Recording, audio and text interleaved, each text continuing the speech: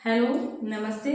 मेरा नाम है पूजा। आज मैं आपको बताने वाली हूँ संस्कृत के बारे में। इस चैनल पे आपको इस तरीके के वीडियो मिलेंगे जिससे आप पढ़ाई में आपको बहुत मदद मिलेगी। एक छोटी छोटी क्लिप्स होगी जो मैं आपको बताऊंगी और उसके माध्यम से आप अगर बुक्स पढ़ेंगे, जैसे आर्थिक किताबें पढ़ेंगे तो आपको बहुत ही आसानी से समझ में आ जाएगी। पहली बार में आप पढ़ेंगे तो आपको बिल्कुल भी समझ में नहीं आएगी बुक्स, इसलिए मैं एक छोटी सी टर्म्स बना रही हूँ जिसके माध्यम से आप बहुत ही आसानी से बुक्स को याद करने में या फिर जो भी है वो दिमाग में आपके एक ऐसे इमेज बन जाएगी। इस तरीके से याद करने के लिए आपको बहुत ही आसान है। तो चलते हैं। आज सबसे पहले मैं बताती हूँ संस्कृत के बारे में। 79 आर्टिकल के अंतर्गत संस्कृत के बारे में बताया गया है संविधान में, और इसमें हम किसी प्रकार का कानून बनाते हैं तो उस कानून को नया रूप या उसका पूरा विश्लेषण करने के लिए 3 माध्यम से गुजरना पड़ता है, जिसमें है कार्यपालिका, विधायिका और न्यायपालिका। कार्यपालिका, विधायिका और न्यायपालिका। विधायिका में कानून बनाया जाता है, कार्यपालिका में कानून लागू होता है और न्यायपालिका में जब किसी भी कानून का उल्लंघन होता है उसके मामले में प्रावधान की शक्तियां होती है वो न्यायपालिका में होती है।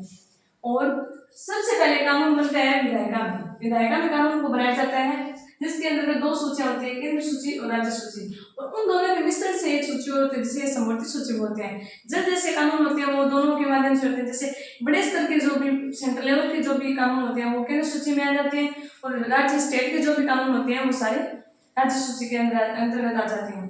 कुछ कानून होते हैं जो दोनों में मिश्रित रूप से काम करते हैं, जो होते हैं समवर्ती सूची के अंतर्गत। समवर्ती सूची के कानून रहते हैं वो 30 रचना होता है। केंद्र सूची के होते हैं उसमें संसद और लोकसभा और राज्यसभा। संसद के 2 पार्ट है, लोकसभा और राज्यसभा, और वैसे राज्य सूची में विधानमंडल होता है जिसमें विधानसभा और विधान परिषद। विधानसभा सभी राज्यों के लिए होती है लेकिन विधान परिषद केवल 6 स्टेट्स के लिए होती है। इसी प्रकार कानून बनने के बाद कानून है वो लागू होना होता है। कानून लागू कार्यपालिका के अंतर्गत होता है जिसके अंतर्गत केंद्र स्तर पर और राज्य स्तर पर 2 स्तर से होकर गुजरना पड़ता है। केंद्र स्तर पर राष्ट्रपति, उपराष्ट्रपति, प्रधानमंत्री, मंत्रिपरिषद 4 चरणों से होकर कानून बनता है। जिसके अंदर मंत्रिपरिषद होता है उसमें कैबिनेट मंत्री, राज्य मंत्री और उपमंत्री 3 चरण होते हैं। राज्य स्तर पर होता है राज्यपाल, मुख्यमंत्री और मंत्रिपरिषद 3 चरण होते हैं। इसके अंतर्गत हम कार्यपालिका में 2 प्रकार के कानून होते हैं, जैसे स्थायी और अस्थायी अधिकारी होते हैं।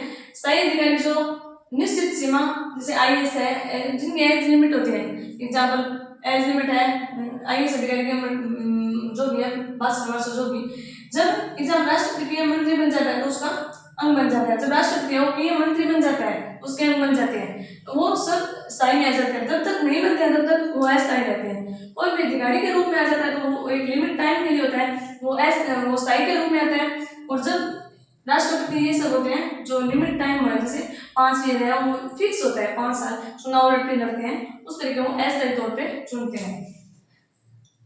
इसके अलावा न्यायपालिका उल्लंघन के मामले में सजा देने की शक्तियां। कोई भी कानून है उसको अगर हम उल्लंघन के मामले में कोई भी सजा देने के लिए प्रावधान है वो न्यायपालिका के अंतर्गत आता है, जिसके अंतर्गत 3 चरण होते हैं, सुप्रीम कोर्ट, हाई कोर्ट और डिस्ट्रिक्ट कोर्ट।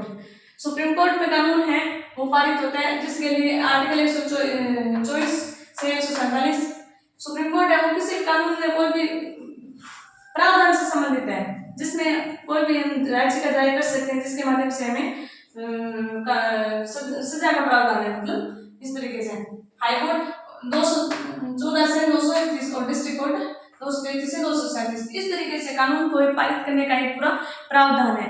अगली क्लास में हम इन सब के बारे में और विश्लेषण से पढ़ेंगे, जैसे राष्ट्रपति, प्रधानमंत्री, मंत्रिपरिषद, राज्यपाल, मुख्यमंत्री, मंत्रिपरिषद, संसद, लोकसभा, इन सब के बारे में आपको अलग अलग से आपके दिमाग में एक तरीके की इमेज बन जाएगी। इस तरीके से समझाऊंगी। छोटे छोटे क्लिप्स बना के आपकी ये वीडियो होंगे वो बहुत काम आएंगे, और आप इस तरीके से वीडियो लाइक करने के लिए, देखने के लिए आप मेरे चैनल को सब्सक्राइब कर सकते हैं। Thank you for watching this video. इसको आप नोट करना चाहते हैं तो आप इस एक बार मैं साइड हो जाती हूँ, आप इसे नोट कर सकते हैं अपने बुक्स में, और फिर याद करने के लिए बहुत ही आसानी होगी। इस तरीके की सूची तैयार कर सकते हैं। Thank you.